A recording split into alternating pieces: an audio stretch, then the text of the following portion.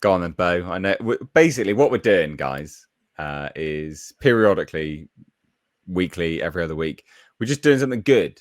And this is Bo's pick, a retrospective review of The Man Who Would Be King. This is, well, Bo, yeah, you introduced it. It's one of your favorite films, isn't it? Yeah, it's absolutely one of my favorite films. I just thought, what we do every week is just dunk on things that are shit, just endlessly. It doesn't have to be like that, does it? We could talk about things that are good. Now, you might have to go back a while to find things that are good. I mean, this film, The Man Who Would Be King, came out in 1975, and the director, it was his baby, John Huston, great actor, director from yesteryear. He was trying to get this film made since the 50s, right? And it kept falling through. But it came out in 1975, and it's a classic. It's a bit of a cult classic. A lot of people that have seen it do love it. I love it. I had it on VHS as a kid, so I've seen it I don't know how many times. It's based on a short story, a very short story by Rudyard Kipling that was written and published in the late 19th century, or 1888 it came out, so in the higher Victorian period. So it's very old. The story is very old. But it's great. I love it for so many. It's actually the opposite. It's sort of the antithesis of everything we've been talking about on the stream so far, right? On the stream so far, we've been talking about nonsense, basically, haven't we? Yeah. Right. We've been talking about throwaway, paper thin trash, right? Yeah. This is not that. This has actually got themes. This actually addresses lots and lots of important themes about the nature of the human condition, the nature of fame and glory and hubris, and even sort of bathos, even sort of the tragedy of human life, of ambition, the nature of ambition. It's got everything in it that I love. It's got Michael Caine and Sean Connery, of course, and Christopher Plummer, but it's got loads and loads of interesting things in it. Nods to history from Victorian era colonialism. There's loads of references to Alexander, right? Alexander the Great. Can we stop talking about Clayface and start talking about Alexander the Great? Can we do that? Do that for a moment? Talk about the Victoria Cross, things of some substance. So this film has got some substance, right? There's more to the story than simply a MacGuffin. Right? That's what a lot of modern films are about, like loads of Marvel films. Oh, it's a story about a MacGuffin, is it? And there's some fist fights. Oh, anything else? You've got anything else for me? No? Okay. Whereas this, right? There's all sorts of arcs. It's just a great story.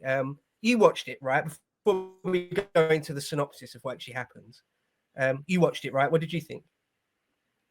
Yeah, I really liked it. I think one of the things you missed out though, there was a heavy theme of brotherhood running through it as well, which I really appreciated, and it was sort of showing a bygone era, almost like a I wouldn't say naivety, but like an earnest, I don't know, the sort of adventurer earnestly running around the sort of Far East, so to speak.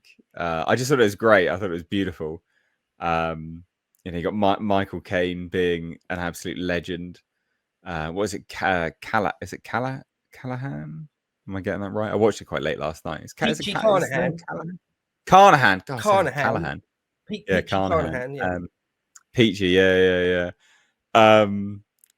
And interestingly, all by circumstance, but the most interesting circumstance. But again, it plays into the sort of themes that you reference of the human condition, and yeah, I don't know. I had a really good time with it. Love, you know what? These recommendations that you've given have been, and also the ones which I gave as well. I gave Scarface. It's fascinating to watch an older movie. Older movies are generally always longer than modern movies, mostly. This is like over think it's a little over 2 hours, 2 hours 10 or something Yeah. like that, if I remember. And they breeze by. They breeze by so nicely, and they don't. Older movies, for you specifically, the ones you've recommended, are not trying to tell a greater, grander story, but they kind of are. And it's not like the world collapsing or anything like this, but it's humans interacting and what you can learn from humans interacting. Because that's basically what the two movies you recommended are. I mean, obviously, this one does going a little bit further afield, and there's a little bit more people interacting with them, so on and so forth. But it's two main characters, because it was the same with the duelists, right? Their sort of interactions throughout their life, and the same with this. It's these two people's interactions with the rest of the world, kind of what they get up to. I don't know. It's I could sort of rabbit on about it quite a while, to be honest. What's your favorite part of it? Oh God. Synopsis, actually. Should we get to that first? Yeah. Okay. Let me just quickly run through that. So, so it's basically the story of two ex-soldiers, gun-running, badass, desperado ex-soldiers, British ex-soldiers, in the mid 1880s on the northwest frontier of India. Today, what is Afghanistan. And it's still sort of untracked, it's still sort of unmapped certain places in northern Afghanistan, or even up into what is today Uzbekistan, even Kyrgyzstan, but probably northern Afghanistan. A place called Kafiristan. Kafir is a Muslim word meaning non-believer. So Kafiristan, the land of the non-believers. It's so remote that no Englishman has really ever been there. And even Islam, it's even beyond the pale of Islam. Kafiristan, this sort of unknown land where only Alexander the Great has ever been, 300 years before Christ. It's sort of this fabled, forgotten land where there's barely any rifles there or anything. It's almost still the Bronze Age. And anyway, these two badass soldiers decide that they could gun run a bunch of Martini Henry rifles through the Khyber Pass, go to Kafiristan where they can train soldiers, because they know how to train soldiers, and they'll subvert a local king, a local village leader, elder, whatever, get a snowball effect rolling, Alexander the Great style, conquer the whole land, and once they become kings of Kafiristan, they'll then rob the country 4 ways from Sunday and go back to England, the richest men in the world. Right? That's a story. That's a proper story. Okay. Again, the original Rudyard Kipling, it's only like 20, 25 pages long. It's brilliant. It's an object lesson in storytelling, that Rudyard Kipling short story, and he wrote it when he was very young. And the film again is a lesson in storytelling. And then the two characters, the two main characters, Daniel Draver, Esquire, Sean Connery, and Peachy Carnahan, Michael Caine. They were best friends in real life. Those two and Roger Moore were 3 inseparable buddies in real life, and it really comes through on screen that they're great buddies. So they go on this sort of crazy adventure, this sort of suicidal adventure.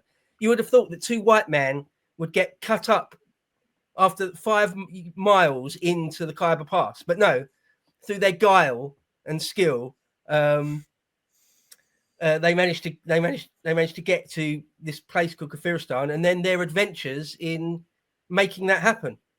And and in the end, I suppose ultimately there's lots of adventures along the way, but in the end, Daniel Draver, Sean Connery, he does become a king of Kafiristan, but he gets mistaken for a god, because at one point an arrow hits him in the chest and it sticks in his bandolier, and the ignorant Kafiris think that he's a god, that he's invulnerable, and they revere him as Secunda or Alexander. Secunda Alexander. They think he's the reincarnation or the son of Alexander, and they revere him as a god. And in the end, it's revealed to them that he is just a man, because he takes a wife. In fact, that woman he took, that is Michael Caine's wife in real life, Shakira Caine. That's his wife in real life. Anyway, but a god can't marry a wife or take a woman to wife, because it's just not done.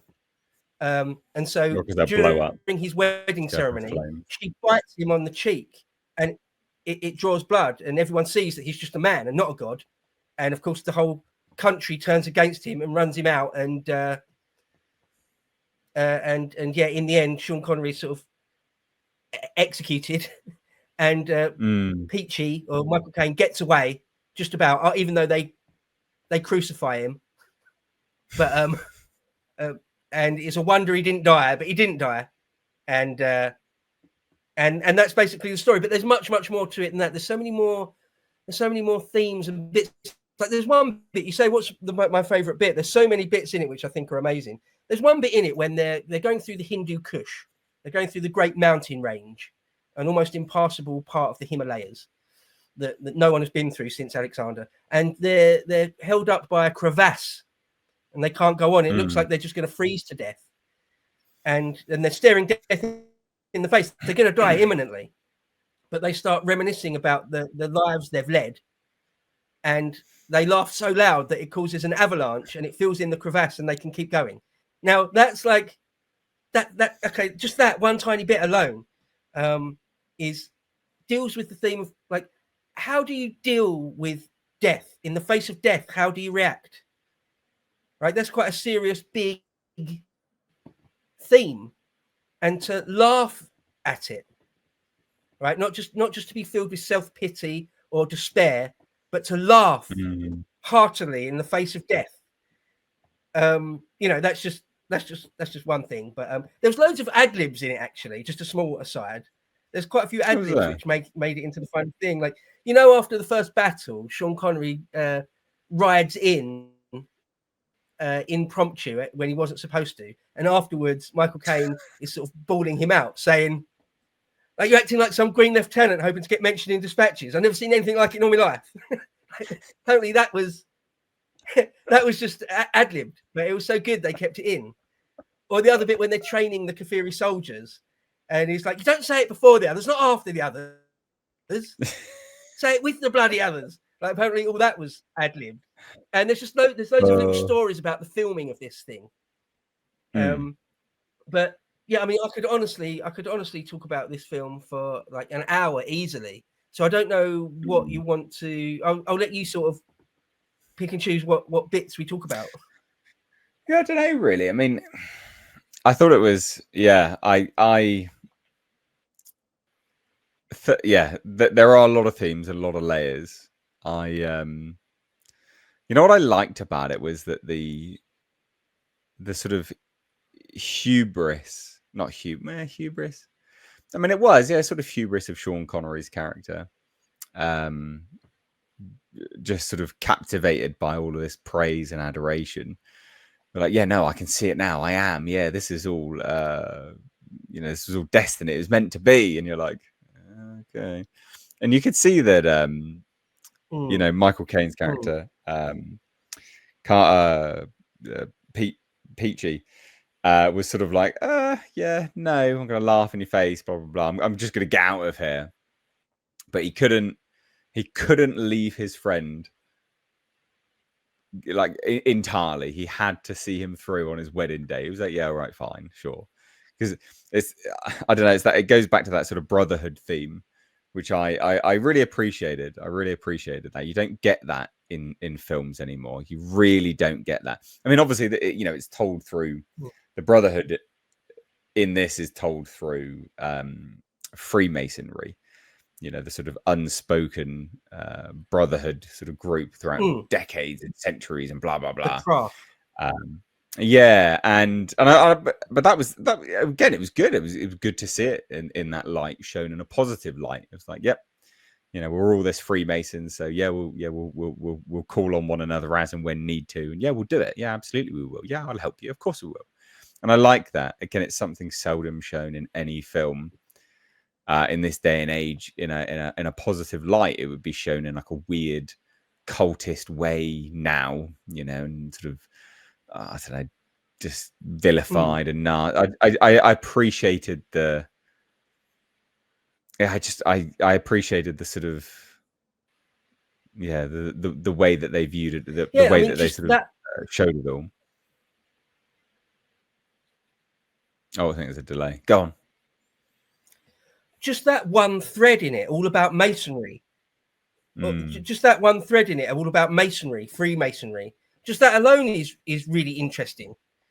And that runs, but it's not a massive part of the overall narrative, but it is sort of there. It's certainly there. I mean, I suppose probably the main theme is sort of ambition and hubris and getting carried away, because Daniel Dravot, Sean Connery's character, buys into his own greatness, right? These delusions of grandeur. And that's that's nearly always in all tragedy, going back to ancient Greek, going back to Aeschylus or whatever, going back to most ancient Greek tragedy, it revolves around the theme of hubris, and you should never tempt the gods. One of the worst crimes you can ever do is to think that you're on a level with the gods in any way, or just to buy into your own hype. At what point does that become a type of madness? To keep yourself grounded. I mean, it almost does deal with the theme of madness. I mean, I would say Dravot, there's a type of madness going on there. And how sorry, go on. No, I was gonna say, like 100%, I agree. There is a type of madness there, I suppose that is probably one of the main themes, and also like ambition. This idea that they say at the beginning that India isn't big enough for men such as us. Right. The dialogue is brilliant. It's superbly written. A fair amount of the dialogue is from the original Rudyard Kipling, but a lot of it isn't as well. Loads of it is really quotable. I think loads and loads of this film, the dialogue is quotable. And they say, we've heard that in Kafiristan they've got 32 idols. We'll be number 33 and 34. Like that sort of the sort of extreme confidence stroke arrogance of the late Victorian soldiery, that we can go anywhere in the world and we'll sort of dominate them with ease, and we'll become kings of it. And I mean, it is based very loosely on 2 or 3 sort of similar-ish stories in real life that sort of happened. I mean, for example, they talk about at one point, he said they fought the last time they came through the Khyber Pass. They fought their way through, and General Bobs called them bloody heroes. Well, that's real history. That's the Field Marshal, the Earl Roberts. That's General Bobs. You know, when British Army conquered Sindh, or what today we call Pakistan, through the Khyber Pass into what today we call Afghanistan. So there's all this. He mentions like the Highlanders, doesn't he? And Pipe Major McCrinnan getting his sporran shot off, going back up the hill to fetch it, and the Highlanders followed him back up the hill, and he won the Victoria Cross. Just things. I just love it. There's 4 or 5 different aspects to this film which are just totally up my alley. I think it's great, and also like the characters are kind of lovable. I think. I mean, take like Billy Fish. You know, the Gurkha rifleman, Billy Fish. Yeah. Like how sort of endearing and lovable is he? He's played by Saeed Jaffrey.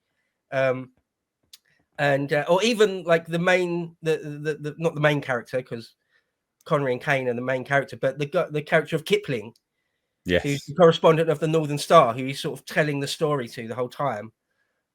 Even that character is sort of an endearing character, isn't he? So I would advise people to watch it. It's worth your time to watch it, because there's just loads of nice little tidbits, and it's really unapologetic as well, right? Today, various bits of it would be considered un-PC. Oh, you wouldn't be allowed it. You wouldn't be allowed it. It would be considered absolutely un-PC. Well, it's 1975, and it's done by John Huston, so he doesn't care about that, right? There's one bit on the train, right, when Michael Caine's just like. It's like out the window, Babu, and then he just it's properly racist.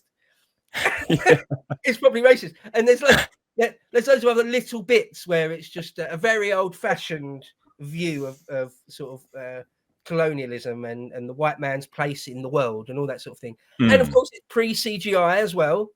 So there's nothing phony or fake about it. Everyone you see there, it's a big cast of extras, like those in the 70s, 60s, and 70s you used to get sometimes, a massive cast of extras. and like all the sets you see are actually real. They've made it. There probably would have been some beautiful. There probably would have been some beautiful sort of well, I say watercolor, but the the massive painted backdrops as well. I think there would have been one or two in there. I was trying to look to see whether there was anything which I could sort of pinpoint as, yeah, that's definitely a painted backdrop for scenery or not. Because some back then, yeah, the artistry work on those backdrops is just amazing. It's truly incredible. But I couldn't quite make out one. There must be one. There must be one that wasn't a real location. There must be one which was painted. Well, I don't know. I'm not sure, but I think not. There's one or two sort of videos you can find just on YouTube about the making of it, and even though it's supposed to be set in Afghanistan, they filmed most of the great locations in Morocco, and a lot of it revolves around.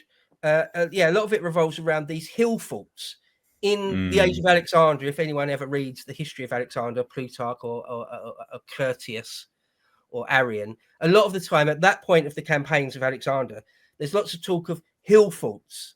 And if you just Google or look at Wikipedia all about hill forts, ancient hill forts, you'll see that they're like that. They are as picturesque as that. And Morocco has got plenty of them. Yeah. So I think they're all real. It's even more impressive then, to be honest. With the exception of sort of the capital city is Sikandagul, isn't it? The city of Sikandagul. And although I'm pretty sure that's a real hill fort, they did build the ancient Greek part of the city.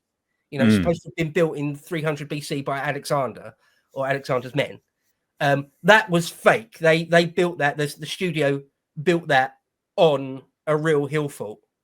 Yeah. But yeah, again, some of the real shots are kind of breathtaking. It looks great.